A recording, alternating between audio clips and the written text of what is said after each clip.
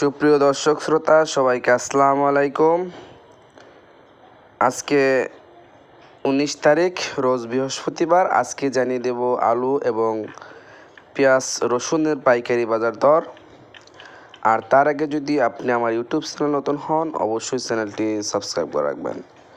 তো দর্শক, যে চায়না রসুনগুলো দেখতে পাচ্ছেন সেইগুলো কিন্তু আজকে বিক্রি করা হলো 198 টাকা। কিন্তু এই চায়না রসুনগুলো কিন্তু বিক্রি করা হলো।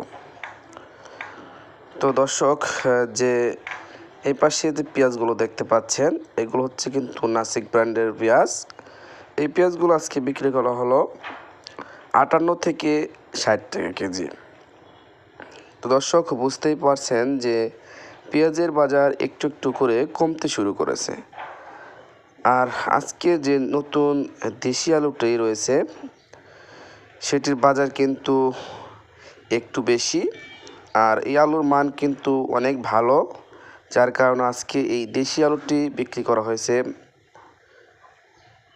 52 থেকে 54 টাকা কেজি পর্যন্ত। আর এই পাশে যে পেঁয়াজগুলো দেখতে পাচ্ছেন এই পেঁয়াজগুলো আজকে কিন্তু বিক্রি করা হচ্ছিল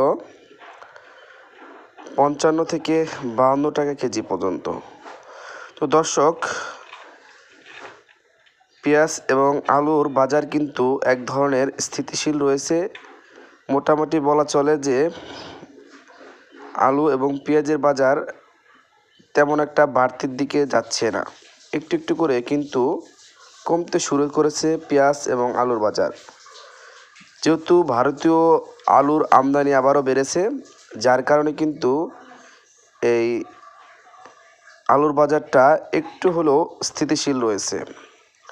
মাঝে কিন্তু ভারতীয় আলু বন্ধ ছিল, যার কারণে আলুর বাজার অনেকটাই বেশি ছিল। তো দর্শক, এই হচ্ছে আজকে